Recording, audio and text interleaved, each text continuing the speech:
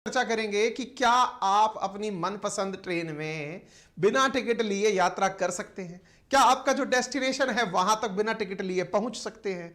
ये बहुत ही बेसिक सवाल है। आप कहेंगे काहे नहीं पहुंच जाएंगे, बैठेंगे तो ट्रेन पहुंचेगी डेस्टिनेशन तक, क्यों नहीं पहुंच जाएंगे। तो आपके अधिकार क्या हैं? क्या टीटी आपको पीट सकता है? क्या टीटी निकाल के आपको फेंक सकता है क्या? ये सारी बातें आज के सेशन में पता करेंगे। तो चलिए शुरू करते हैं जल्दी से। जो बातें आपको पता होनी चाहिए उन नियमों के बारे में आज के सेशन में चर्चा की जाएगी। आपसे पहले ही गुजारिश है, जानकारी ज्ञानवर्धक है, इसको देखते ही पहले ही साझा कर दो लोगों से ताकि उनके भी काम आ सके। सबसे पहले जानकारी ये जान लो, भारतीय रेलवे के कई जोन हैं, उनमें से एक जोन है सेंट्रल रेलवे, जिसकी खबर आप देख रहे हैं 8 सितंबर 2022 की। उन्होंने बिना टिकट यात्रा करने वालों पर फाइन लगा करके 143 करोड़ रुपए की कमाई करी लास्ट ईयर, अप्रैल से लेके अगस्त 2022 के बीच में। ऐसे ही मुंबई वाला जो साइड है दैट इज वेस्टर्न रेलवे, उसकी खबर इस साल के शुरुआत जनवरी 2023 की है, जिसमें उन्होंने लिखा है कि उन्होंने अप्रैल से दिसंबर के सेक्शन में 135.58 करोड़ रुपए की वसूली करी फाइन के लगा करके, यानी कि लोगों के ऊपर से पैसा वसूल करके कि तुम बिना टिकट के यात्रा क्यों कर रहे हो। दैट मीन्स अगर अखबारों की सुर्खी है तो इसका मतलब ये तो सत्य है कि बिना टिकट यात्रा करते हुए पकड़े जाने पर फाइन लगता है। तो ये तो एकदम रॉकेट साइंस की तरह प्रूवन चीज है कि आग लगेगी तो ऊपर उठेगा। बिल्कुल वैसे ही बिना टिकट यात्रा करेंगे तो पैसा लगेगा। अब बात करते हैं कि यात्रा करने के क्या नियम होने चाहिए, क्या बातें हमें पता होनी चाहिए। आप में से अधिकांश लोगों ने अक्सर यात्रा करते समय यह दृश्य जरूर देखा होगा। आप सब बैठे हैं, टिकट चेकर साहब आएंगे, वो आपसे टिकट मांगेंगे, प्रॉपर आप लोगों को चेक करेंगे, उसमें उम्र देख करके चेहरा मिलाएंगे। हालांकि टिकट पे चेहरा नहीं होता है, पर वो ये जज करने की कोशिश करते हैं कि जिसकी उम्र 26 साल लिखी है वो 26 का है कि 56 का है, नाम जिसका अंकित है वो अंकित है कि अंकिता है। वो चेक करते हैं, मैच करते हैं मेल फीमेल, और चेक करके वो अपने हिसाब से ऑथराइज कर देते हैं। समटाइम्स वो आपसे आपका आईडी कार्ड भी मांग लेते हैं कि कहीं नाम जो टिकट के ऊपर डला है वो आपके पास है कि नहीं है, पता चले किसी और के नाम पर आप सफर कर रहे हो। इस आधार पर वो आपको लपेट देते हैं। तो ऐसी स्थिति में अगर मेरी टिकट गुम हो गई तो मैं क्या करूं? अगर मैं बिना पैसे बिना टिकट लिए घुस गया तो मैं क्या करूं? मेरे पास टिकट नहीं है तो मैं क्या करूं? ये तमाम वो सवाल हैं जो रेल यात्रा के दौरान बनते हैं, और उनकी अंतिम परिणति रेलवे प्रोटेक्शन फोर्स जो है वो इस प्रकार से कर देता है कि उठा करके लोग को और जेल में डाल देता है, या फिर उनकी इस प्रकार से जेल नहीं तो फिर उनके ऊपर जुर्माना लगा देता है। ये तमाम बातें आज के सेशन में आप सबको बताएंगे। रेल में बिना टिकट पकड़ लिए गए तो करे क्या, ट्रेन का टिकट नहीं खरीद पाए तो करे क्या। बोले सर आपको सुनते हुए 4-5 मिनट हो चुकी है, आप मुद्दे पर अब तक नहीं आए हैं। क्यों नहीं आए हैं? थोड़ा तो इंतजार का मजा लीजिए जनाब, अब वो बात आपकी पूरी कर ही देते हैं। चलिए विचार करते हैं। मैं जैसे मान लीजिए एक शहर में रहता हूं, मुझे अपने निकटतम शहर में जाना है। मैं विंडो पर गया, वहां लंबी लाइन लगी हुई थी, ट्रेन आने वाली थी, मेरे पास कोई विकल्प नहीं था। लेकिन मैंने देखा एक टिकट डिस्पेंसर मशीन खड़ी थी जिस पर 10 रुपए डालो वो आपको प्लेटफॉर्म टिकट निकाल के तुरंत दे देती थी। या फिर ऐसा भी संभव था कि मैं 2 घंटे पहले भी गया था, लाइन तब भी लंबी थी, मैं टिकट डिस्पेंसर मशीन पर गया, प्लेटफॉर्म टिकट तुरंत मिल रहा था। मैंने प्लेटफॉर्म टिकट लिया, अपनी जेब में रख लिया। सर प्लेटफॉर्म टिकट तो प्लेटफॉर्म पर जाने का होता है ना। आप में से कुछ कलाकार कहेंगे अच्छा प्लेटफॉर्म के लिए भी टिकट लगता है, ये तो हमें पहली बार पता चला है। नहीं जनाब, प्लेटफॉर्म पर जाने का भी टिकट लगता है। 10 रुपए अभी आदतन टिकट लगाया हुआ है। लेकिन अगर आप किसी ट्रेन का टिकट लेना भूल जाएं और उस ट्रेन में अनारक्षित डिब्बे आते हों, यानी सामान्य क्लास के डिब्बे आते हों, तो आप उस प्लेटफॉर्म टिकट से भी यात्रा कर सकते हैं। Rule number 1। बोले सर हम आपका वीडियो दिखा देंगे टीटी साहब को। बिल्कुल दिखा देना, वैलिड है हमारा वीडियो भी, क्योंकि हम पूरी तरह से आपको सारी जानकारी अप टू डेट दे रहे हैं। क्या जानकारी है कि अगर आप प्लेटफॉर्म टिकट लेकर भी ट्रेन के अंदर सफर करते हैं, अनारक्षित डिब्बे के अंदर, यानी जिसमें रिजर्वेशन नहीं है, उस डब्बे में बैठकर आप जा सकते हैं। तो बोले इसका मतलब फिर तो बहुत ही बढ़िया है, मैं टिकट पे 80, 100, 50 रुपए क्यों खर्च करूं, 10 रुपए में यात्रा कर लूंगा। रुकिए, ये अधूरा ज्ञान है, अब पूरा ज्ञान भी ले लीजिए। पूरा ज्ञान ये है कि आप उस अनारक्षित टिकट के साथ तुरंत ट्रेन के समीप स्थित टीटी के पास पहुंचे, जो टिकट चेकर आपके वहां प्रेजेंट हैं उनके पास पहुंचे, और पहुंचकर उन्हें अपना टिकट दिखाएं कि सर मैं जल्दी में प्लेटफॉर्म टिकट लेकर चढ़ गया हूं, यह प्रमाण इस बात का है कि मैं इस प्लेटफॉर्म से चढ़ा हूं। क्योंकि ट्रेन तो हो सकता है बहुत दूरी से आ रही हो, पता चले कि टीटी यह मान ले कि ट्रेन जहां से शुरू हुई है आप वहां से चढ़ गए हैं। कुछ कलाकार सवाल कर सकते हैं 10 रुपए भी क्यों खर्च करूं, मैं तो जाकर के टीटी से कह दूंगा कि साहब मैं तो यहीं से चढ़ा हूं, ऐसी स्थिति में टीटी थोड़े से अपने विवेकाधिकार का उपयोग लेकर आपको धमकाते हैं। क्या कहते हैं? आपसे यह कहते हैं कि आप जो टिकट लेकर आए, चूंकि टिकट तो है नहीं आपके पास, हम ये कैसे मान लें कि आप इसी प्लेटफॉर्म से चढ़े थे। अब चूंकि ये मानने का अधिकार आपके पास केवल कहने के अलावा कुछ नहीं है, आप तरह तरह के प्रमाण देंगे, लेकिन टीटी ये कहेगा कि ये ट्रेन अभी से 10 घंटे पहले जिस स्टेशन से चली थी, मैं तो वहां से डिस्टेंस कैलकुलेट करके आप पर जुर्माना लगाऊंगा, मतलब टिकट लगाऊंगा, साथ में जुर्माने के रूप में आपके ऊपर 250 रुपए मिनिमम लगाऊंगा। इस प्रकार की बहसबाजी से बचने के लिए यदि आप प्लेटफॉर्म टिकट लेकर चलते हैं तो आप यकीन मानिए आपको क्या देना होगा, अब मैं वो बताता हूं। आप प्लेटफॉर्म टिकट लेकर अगर एंट्री किए हैं, अनारक्षित डिब्बे में है, तो आपको केवल डिस्टेंस की यात्रा भर का किराया देना होगा, कोई पेनल्टी नहीं देनी होगी। अर्थात वो 250 रुपए का झमेला भी नहीं है। आप अनारक्षित डिब्बे में बैठे हैं, आप टीटी के पास जाएं और जाकर कहें कि सर मैं टिकट नहीं लाया। आजकल टीटीओ के पास में एक मशीन दे दी गई है, वो वहीं से निकालकर आपको टिकट दे सकते हैं। ठीक है, दैट मींस आपने केवल डिफरेंस अमाउंट पे करके अपनी सीट प्राप्त कर ली। जरूरी नहीं है कि आपको अनारक्षित डिब्बे में सीट मिल जाए, लेकिन आप ट्रैवल करने के भागीदार हो जाएंगे। क्लियर? तो पनिशमेंट से बचने का सबसे आसान तरीका, प्लेटफॉर्म टिकट लें, अनारक्षित डिब्बे में बैठे, टीटी देखते ही उससे जाकर मिले और उनसे कहें कि प्लीज डिफरेंस अमाउंट क्रिएट कर दीजिए, मैं अपनी यात्रा पूरी कर लूंगा। क्लियर हो गया? सर लेकिन मान लो कोइंसिडेंशियली मैं टिकट ले जाना ही भूल गया, मैं जल्दबाजी में टिकट नहीं ले जा पाया, तो क्या करूं? चलिए ऐसी स्थिति में भी टीटी आपको ट्रेन से धक्का मारकर नहीं निकाल सकते, ये पहले जान लीजिए। अरे सर अगर ऐसा हो गया तो हम क्या करें? आज के सेशन में हम वो भी बताएंगे कि आप टीटी की शिकायत भी कहां कर सकते हैं। अरे सर कोई सुनता है क्या? मैंने अनुभव लिया है, वंस अपॉन ए टाइम मैंने इस बात का अनुभव लिया है कि एक बार मुझे असुविधा हुई थी, उस असुविधा की शिकायत मैंने उतर करके जब प्लेटफॉर्म पर की तो वहां पर सीनियर अधिकारियों ने जिस प्रकार से तुरंत कार्यवाही की वो काबिले तारीफ थी। मुझे पहली बार एहसास हुआ कि रेलवे कहने के लिए सरकारी है, लेकिन काम पूरी तत्परता से वैसे ही होता है जैसे किसी कॉरपोरेट में होता हो, जैसे किसी प्राइवेट संस्थान में तुरंत सुनवाई होती हो। रेलवे की कार्यशैली को देखकर मैं उस दिन अचरज कर गया कि मेरी शिकायत पर उन्होंने इतना तत्परता से काम किया कि वो अपने आप में मेरे लिए एक मिसाल और मेरे सामने इमेज मेकिंग बन गया। यदि आपको लगता है कि आपके साथ कुछ गलत हुआ है, किसी टीटी ने आपके साथ बदतमीजी की है, तो आप उसका कोई ना कोई फोटो या फिर वीडियो अपने साथ रख सकते हैं। यदि ऐसा भी नहीं है तो आप तुरंत वहीं से, मैं आपको नंबर बताऊंगा, आपको एप्लीकेशन बताऊंगा, आप वहीं से डायल करके उनकी शिकायत कर सकते हैं। आपकी बातों को रेलवे बहुत सीरियसली लेता है। ठीक है, बोले सर अगर मान लीजिए हम ट्रेन में एंट्री कर गए और हमारे पास टिकट भी नहीं है तो क्या होगा? तो अब आपके पास में यह अधिकार तो नहीं है कहने का कि मैं इस स्टेशन से बैठा था। आप कहिए तो टीटी के विवेक पर निर्भर करता है, वो आपकी इंसानियत, आपके व्यवहार को देखकर ये स्वीकार कर ले कि ठीक है आप इसी स्टेशन से चढ़े होंगे। तो ऐसी स्थिति में जहां से आप चढ़े हैं उसे मानकर जहां तक आप जाएंगे उसका आपके ऊपर जो टिकट बनता है वो लिया जाएगा, प्लस 250 रुपए अतिरिक्त लिए जाएंगे। लेकिन सर मैं बिना टिकट अगर चढ़ा हूं और मेरे पास यह बताने का भी प्रमाण नहीं है कि मैं कहां से चढ़ा हूं, तो ऐसी स्थिति में ट्रेन जहां से शुरू हो रही है वो अपने विवेक का उपयोग करके आपसे वहां से लेकर जिस डेस्टिनेशन तक आप जाएंगे वहां तक का टिकट प्लस 250 रुपए जुर्माना वसूल सकता है। इसीलिए मैं आपसे कह रहा हूं एक 10 रुपए का प्लेटफॉर्म टिकट आपके बहुत बड़े खर्चे को बचा सकता है। तीसरी बात, सर मैं मान लीजिए रिजर्व डब्बे में घुस जाऊं और मेरे पास में रिजर्व के नाम पर केवल वेटिंग लिस्ट का टिकट है जो मैंने विंडो से लिया है। मैंने कहा देखिए वेटिंग भी दो प्रकार की होती हैं। कौन कौन सी वेटिंग होती हैं? एक वेटिंग होती है जो आप विंडो से लेते हैं और एक वेटिंग होती है जो आप ऑनलाइन लेते हैं। ऑनलाइन वेटिंग टिकट का कोई महत्व नहीं है क्योंकि वो अपने आप कैंसिल हो जाती है। अगर आपने विंडो वाली वेटिंग टिकट ली है तो आप अगर घुस गए हैं आरक्षित डब्बे में तो आप टीटी से फिर तुरंत जाकर मिलिए, क्योंकि टीटी आपको उस ट्रेन को, टिकट को कंफर्म करने की हैसियत रखता है। कैसे? समटाइम्स बहुत से यात्री ऐसे होते हैं जो टिकट तो करा लेते हैं लेकिन वो सीट पर अवेलेबल नहीं होते, यानी आते ही नहीं हैं। ऐसी स्थिति में उस टिकट को आपको दिया जा सकता है। चौथी पांचवी बात, बोले सर इन केस अगर मान लीजिए मैंने रिजर्वेशन कराया, ट्रेन मुझसे छूट गई तो क्या करूं?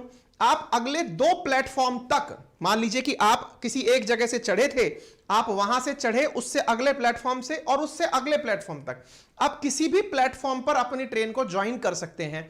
2 प्लेटफॉर्म क्रॉस कर जाए अगर ट्रेन, 2 स्टेशन क्रॉस कर जाए, तो फिर टीटी आपकी सीट को किसी थर्ड व्यक्ति को, सबसे पहले जो आरएसी वाला व्यक्ति है उसे वो कंफर्म करके दे सकता है। यानी कि ट्रेन से जुड़े हुए कितने सारे रोचक नियम मैंने अभी मिनट भर में आप लोगों को बता दिए हैं। उम्मीद है अब आपका यह काम बहुत आसान हो गया होगा। प्लेटफॉर्म टिकट मैंने आपको बता दिया, सीट ना हो फिर भी मैंने आपको जो विकल्प दिया वो 250 रुपए की पेनल्टी का आपको बता दिया, प्लेटफॉर्म टिकट बता दिया, सीट कब तक होती है यह मैंने आपको बता दिया, 2 स्टेशन तक आपके पास सीट होती है जिसका आप लाभ ले सकते हैं। इसका मतलब यह हो गया कुल मिलाकर यह काम। सर अब मेरे पास कुछ भी नहीं है तो मैं क्या करूं?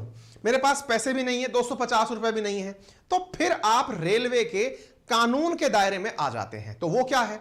तो रेलवे की जो प्रोटेक्शन फोर्स है, दैट इज आरपीएफ, रेलवे सुरक्षा बल, वो आपको रेलवे अधिकारियों को सुपुर्द कर देगा। और रेलवे की, चूंकि रेलवे सार्वजनिक संपत्ति है, उसको लेकर कुछ कानून बने हुए हैं, उन धाराओं के तहत आर पर कार्रवाई की जाएगी। अर्थात आपको गिरफ्तार करके धारा 137 के तहत मजिस्ट्रेट के सामने पेश किया जाएगा और मजिस्ट्रेट आपके ऊपर या तो 1000 रुपए का जुर्माना लगाएगा, और अगर आपके पास धन नहीं है तो वो आपको 6 महीने के लिए जेल भी भेज सकता है। यानी कि जेल भेजने का भी प्रावधान इसके अंदर होता है। यानी पैसा तो आपको देना ही पड़ेगा अगर आप बिना टिकट के एंट्री कर गए हैं। याद रखिएगा, नशे में ट्रेन में यात्रा करना, विशेष रूप से ट्रेन में शराब पीना, एक गंभीर मामला है जिसमें टीटी आपको पुलिस फोर्स की मदद से ट्रेन से उतार सकता है, 500 रुपए का पेनल्टी लगा सकता है, 6 महीने की कैद करने के लिए भी पुलिस फोर्स को बोल सकता है। ऐसी स्थिति में कृपया करके शराब पीकर यात्रा ना करें, ठीक है। रेलवे के अंदर बकायदा कानून है, रेलवे अपने रेलवे एक्ट से चलता है जिसमें हर चीज का प्रोविजन है। जैसे ट्रेवलिंग विदाउट प्रॉपर टिकट, अगर आपके पास टिकट नहीं है तो सेक्शन 138 रेलवे एक्ट का आप पर अप्लाई होता है, जिसमें 250 रुपए और इक्विवेलेंट का फेयर आप पर लगता है, और साथ में जो डिस्टेंस आप ट्रेवल कर रहे हैं वो अमाउंट आपको देना होता है। यदि आप गलत तरीके से यात्रा कर रहे हैं, फ्रॉड हैं आप, 137 आपके ऊपर लगता है और इसके अंदर 1000 रुपए आपके ऊपर जुर्माना लग सकता है, और पनिशमेंट के रूप में 6 महीने का कारावास भी दिया जा सकता है। आपने चेन पुल की तो सेक्शन 141 रेलवे एक्ट का आप पर लगता है, जिसके तहत आप पर 12 महीने की जेल या 1000 रुपए फाइन या दोनों लग सकते हैं।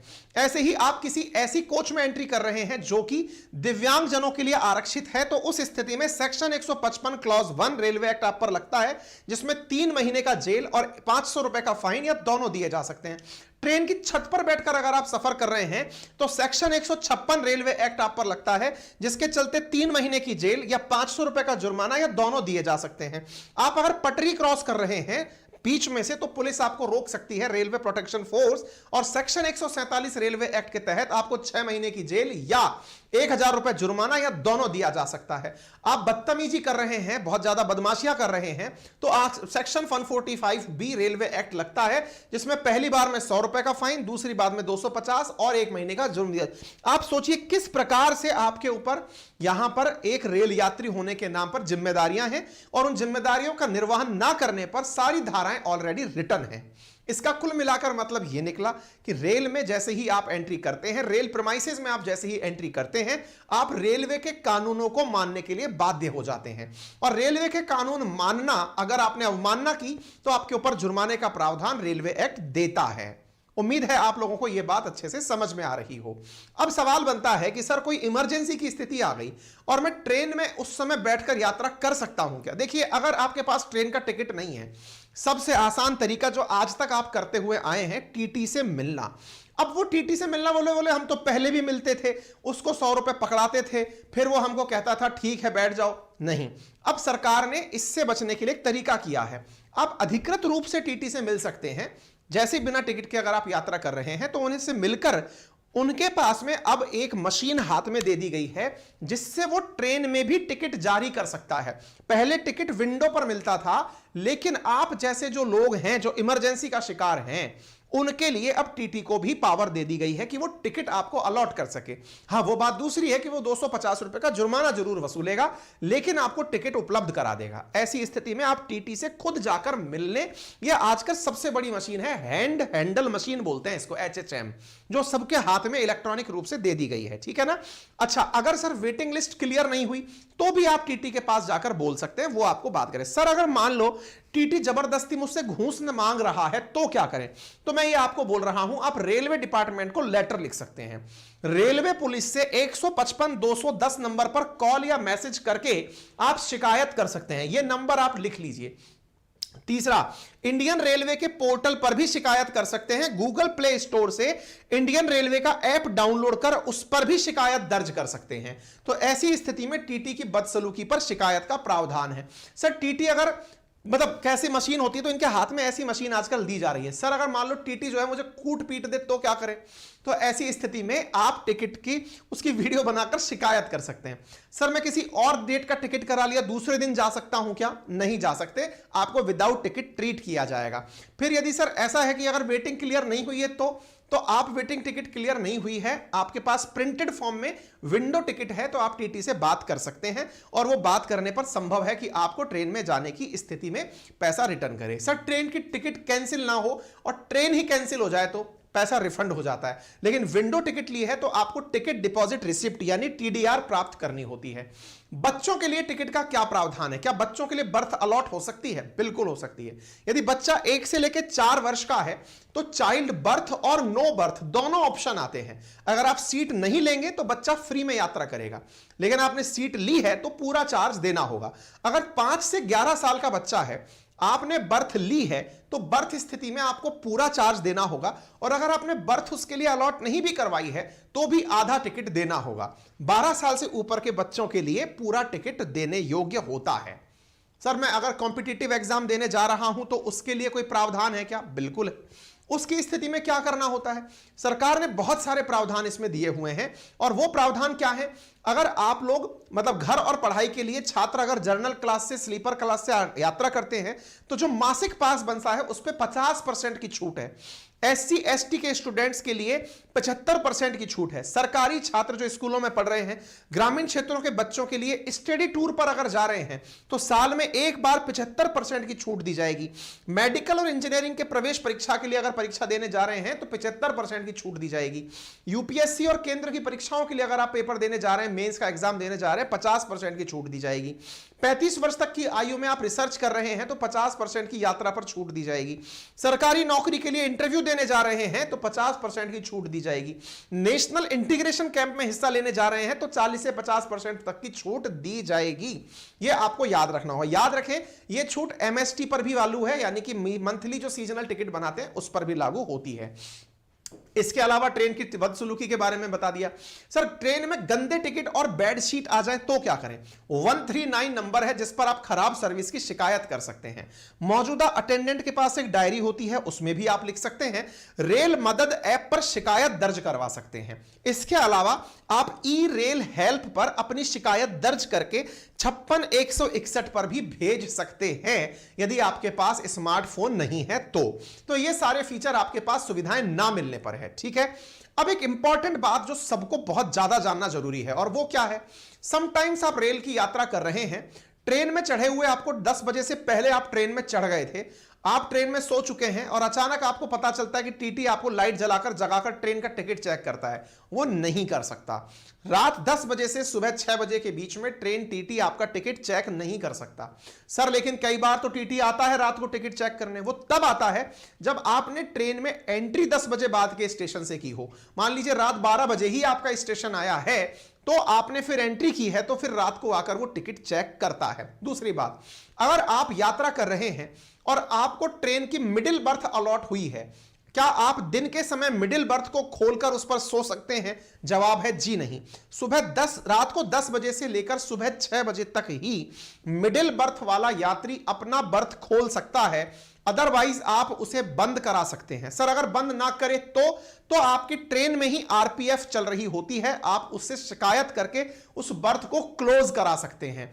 नाइट के समय सभी लाइट बंद करना होगा। रात के समय अगर कोई यात्री तेज आवाज में गाने बजा रहा है तो आप उसकी शिकायत कर सकते हैं। शांति के साथ यात्रा करना आपका अधिकार है। ट्रेन की ये सारी चीजें अगर आपको पहली बार पता चली हो तो जरूर मुझे बताइएगा, कमेंट बॉक्स के अंदर बताइएगा कि आपका इस तरह जानकारी प्राप्त करके अनुभव कैसा रहा। चैनल को पहली बार सुन रहे हैं तो सब्सक्राइब करें।